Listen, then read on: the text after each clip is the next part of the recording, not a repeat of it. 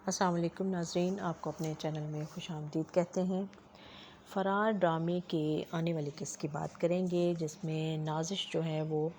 بہت پریشان ہے اور وہ شیشے کے سامنے کھڑی ہو کے سوچتی ہے کہ اس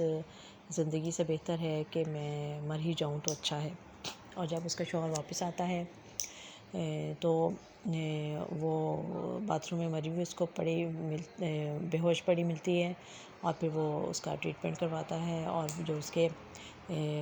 پہلی بیوی کے جو بھائی ہیں جنہوں نے آ کے نازش کی خوب پٹائی کی تھی، اور ساتھ اس کی بہن بھی آئی تھی ان کی، تو وہ اب سوچتے ہیں کہ اب اس کو اچھا سبق مل گیا ہوگا اور اب یہ والی حرکتیں چھوڑ دے گا۔ دوسری طرف جو کردار ہے باتش کا، جو کہ اس سعدیہ نامی لڑکی جو اس کو پسند آ گئی ہے، تو وہ اس کے لیے وہ سب کچھ چھوڑنے کو تیار ہے، اور وہ اپنی پارٹی کو کہہ دیتا ہے کہ اب میں یہ غلط کام نہیں کروں گا، اور میں بہت قتل کر چکا، اب میں مزید لاشیں جو ہیں وہ نہیں اٹھا سکتا۔ تو اس کو ایک ٹارگٹ دیا جائے گا اور اسے کہا جائے گا کہ یہ تمہارا آخری ٹارگٹ ہے، اور یہ تم اس کو پورا کر لو اور اس کے بعد تم ہمیں چھوڑ سکتے ہو۔ اور جب وہ اپنا آخری ٹارگٹ پورا کرنے کے لیے جاتا ہے تو وہ اسے انہی پروفیسر کا ٹارگٹ دیا جاتا ہے جو کہ سعدیہ کے والد ہیں، اور وہ ان کو دیکھ کر چونک جاتا ہے۔ فرار میں ہم نے دیکھا پہلے کہ جو باتش ہے وہ اپنے ایک پرانے دوست کے پاس جاتا ہے اور اس سے مدد مانگتا ہے، اور وہ پہلے تو وہ اس سے بہت ناراض ہے۔ وہ کہتا ہے کہ تم نے مجھے اپنے گھر سے ذلیل کر کے نکال دیا تھا، تو اب میرا تم سے کوئی تعلق نہیں ہے، لیکن پھر یہ اس سے معذرت کرتا ہے، معافی مانگتا ہے اس سے، اور اس کو زبردستی منا کر اپنے گھر لے کر آتا ہے، اور پھر اس کو اپنی محبت کی داستان سناتا ہے، اس کو بتاتا ہے کہ تمہیں میری مدد کرنی ہوگی اور تمہیں سعدیہ کے گھر میرا رشتہ لے کر جانا ہوگا۔ جس پر وہ پہلے تو اسے ناراض ہوتا ہے کہ دیکھو تم کیوں ذلیل ہونا چاہتے ہو، جب وہ پتہ کروائیں گے تمہارا تو انہیں تمہارے غلط کاموں کا پتہ چل جائے گا۔ تو وہ کہتا ہے کہ نہیں، تم اس کی فکر نہ کرو، کیونکہ میرے پارٹی والے جو ہیں وہ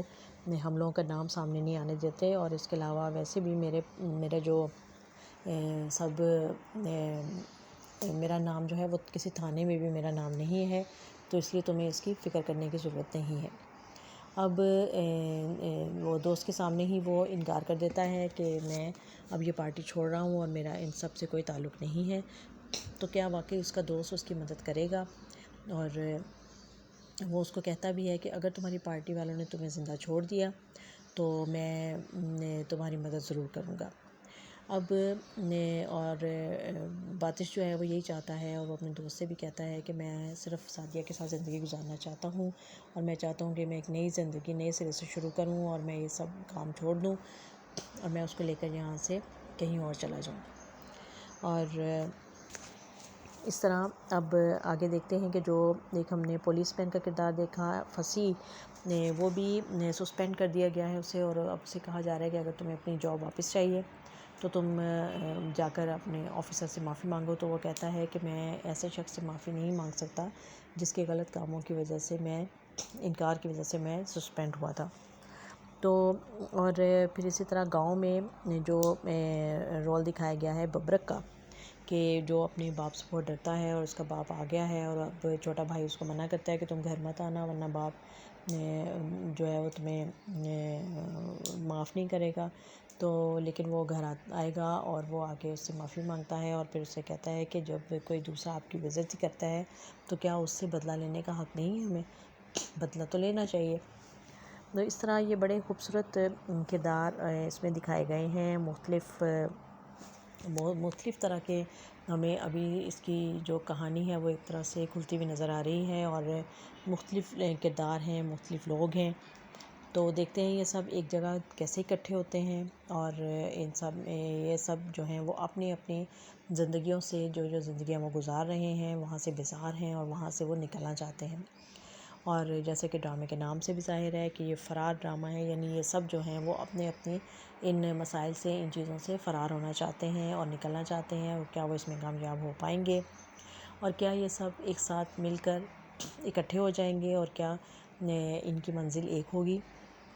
اور کیا یہ سب مل کر اپنی منزل کی تلاش کریں گے؟ یہ سب کچھ دیکھنے کے لیے ہمیں دیکھنا پڑے گا یہ خوبصورت ڈرامہ جس کا نام ہے فرار۔